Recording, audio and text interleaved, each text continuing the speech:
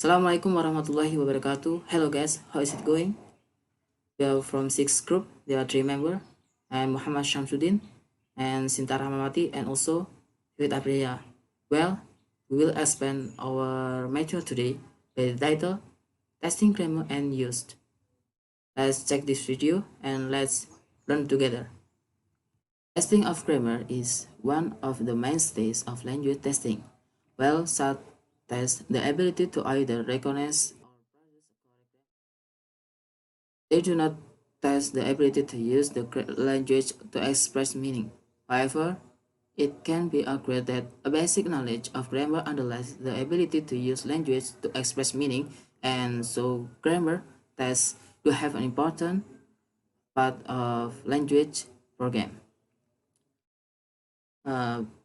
Testing of grammar atau pengujian tata bahasa merupakan pengujian bahasa yang dimana menguji kemampuan untuk mengenali atau menghasilkan suatu tata bahasa yang benar.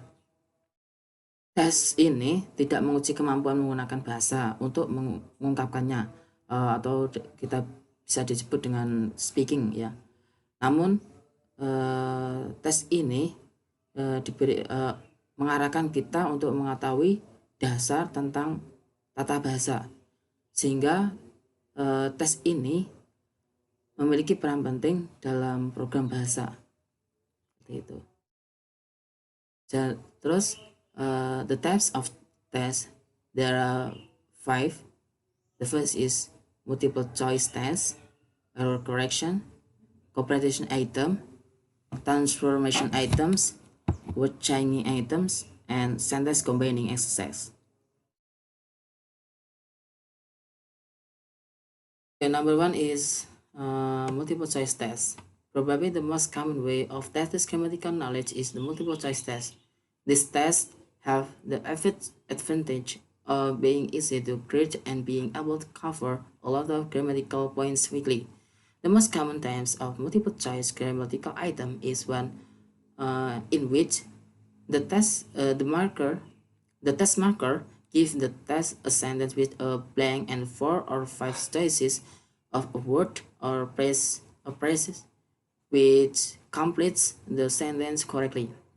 Jadi multiple choice ini merupakan suatu pengujian tes pilihan ganda.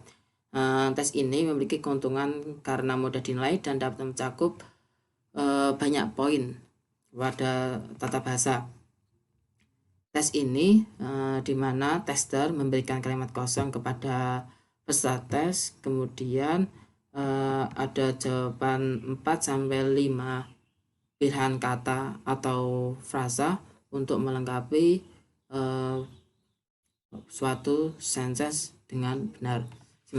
For example, because my mother was sick, I to go home last week. Nah, karena di sini last week, jadi di sini ada pilihannya ya, beda pilihan gandanya had, have, has sama has not. Nah di sini kita untuk memilih mana yang lebih tepat untuk melengkapi I ini. Nah karena ini adalah ada last week dan ada last week, jadi lebih tepatnya had. Nah kenapa had? Kalau have, has sama hasn't ini masuknya di tenses simple present. Nah kalau had ada last week ini dan had kan lebih cocoknya kan I had to go home last week. Lah ini masuknya di tenses simple past karena sudah lampau. Terus ini kan asalnya ini kan seom ya. I had to, maknanya kan saya harus pergi ke rumah minggu lalu.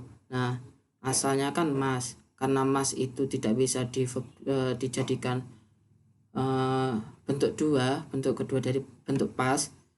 Nah makanya diganti seom. Nah seomnya ini adalah have to karena ini simple past, maka menggunakan bentuk duanya dari have yaitu had. Jadi kayak gitu. Then number 2 is error correction. Error correction item are also used for testing grammar. An error correction item is one in which the test is given a sentence with an error. four words or phrases in the sentence marker with letters, and the test needs to decide which of the words or phrases has the error. The teacher may also mix in some sentences that have no error, and the students are required to indicate that there is no error. In addition, the student might be required to correct the error. Error from student actual writing are a good source of ideas for this type of exercise. Jadi pada tes ini error correction yaitu mengoreksi suatu kesalahan pada suatu kalimat. Nah, dalam kalimat ada beberapa frasa atau kata. Nah, di sini kita untuk memilih mana mana frasa atau kata yang salah. Nah, semisal contoh, for example, this one, most of students believe that they should be getting better grades than they are. Nah, jadi di sini kita ketahui bahwa should be getting ini frasa yang salah. Kenapa salah? Karena ini modal, setelah modal ini be dan getting atau verb ya. Jika ada modal dan setelahnya be dan setelahnya be ini verb, ini pasti verb 3. Karena apa? Karena ini merupakan passive voice. Jadi menggunakan verb 3. Gotten. Jadi should be gotten yang benar. Jika tidak ada be di sini, maka verbnya ini verb 1 karena setelah apapun setelah verb setelah modal ini pasti verb 1 seperti itu.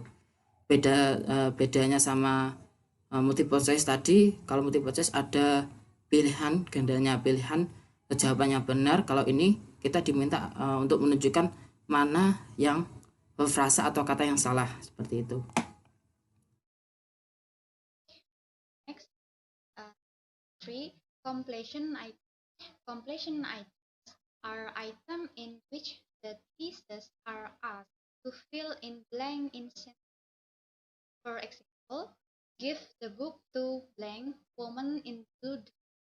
For the purpose of a grammar test, the word which fit in the blanks should be function words, such as articles and prepositions. Completion items intend to test reading ability or vocabulary knowledge. In contrast, use content words. The advantage of completion items is that they test production, not just recognition. The disadvantage is that they need to be marked by hand, and there will be some cases where the marker needs to make judgment about whether a response is correct. It is not always easy to write item for which there is only one possibility answer. Jadi, teman-teman, completion item ini di mana siswa diminta untuk mengisi bagian yang kosong dalam suatu kalimat. Misalkan di sini, give the book to blank woman in the blue dress, yang artinya berikan buku itu kepada wanita yang berbaju biru. Nah, di sini jadinya jawabannya itu adalah a woman in the blue dress. The next is transformation item. Transformation item adalah another type of grammar. Item makes use of transformation. In this type of item, phrases are given a sentence and the first few words of another sentence to change the original sentence without changing the meaning. Jadi teman-teman, di sini maksudnya siswa diberi kalimat dan beberapa kata yang dimana kalimat lain untuk mengubah kalimat aslinya tanpa mengubah arti atau maknanya. Jadi di sini contohnya itu kayak Jim hasn't been home in a long time. Jadi kalau transformation itemnya itu it's been a long time. Jadinya maknanya sama-sama dia itu lama gak pulang ke rumah dia. Itu. Terus yang kedua, I don't need to go to the grocery store in this week. Terus transformation itemnya itu it isn't, ya karena memang dia nggak pergi ke grocery store. Jadi intinya itu kalimat pertama dirubah ke kalimat lain tanpa mengubah makna atau arti. Word changing item is another type of item is one in which the thesis are given a sentence and a word which they need to fit into a sentence by changing the form of the word. For example, I have never blah blah blah to Australia. Dalam kurung be. Nah, di sini kita menggunakan rumusnya simple perfect. Jadi have ketemunya verb 3. Jadi I have never been to Australia. Yang kedua, I will be with you yesterday. Di sini kita menggunakan time signalnya karena ada will, jadi kita menggunakan time signalnya simple future. Jadi bukan yesterday, bisa jadi tomorrow, 2 days later, or extra. Okay, next, the type of grammar test item test student knowledge of different word form and how they are used in sentences. Sentences combining exercise. Sentence combining exercise can play a part in testing grammar as well as its more traditional use as part of composition testing and training. For example, tests might be instructed to combine the following sentences using a relative pronoun. For example, I meet a man. The man went to the same high school I did. Menjadi, I met a man who went to the same high school I did. Kenapa bisa jadi begitu? Karena kalimat kan di situ terdapat dua kalimat ya. Kalimat yang pertama itu I met a man. Kalimat yang kedua, the man went to the same high school I did. Nah, jadi yang kalimat kedua, yang subjeknya itu diganti dengan who. Karena di situ kalimatnya digabungkan menjadi dua. Jadi subjeknya the man, yang kalimat kedua itu dirubah menjadi who. Jadi I met a man who went to the same high school I did. Nah, begitu. Okay, the next. Okay guys, and the last is importance of testing. Yang pertama yaitu well-made test of English can help student in ways. Yang pertama yaitu first of all, such tests can help create positive attitude toward the class. A second way that English tests can benefit students is by helping them master the language. For teachers, tests can be used to diagnose their own effort as well as of students. And the last test can provide insight into the way that teacher can improve the evaluation process. Okay guys, that's all our presentation about this material. If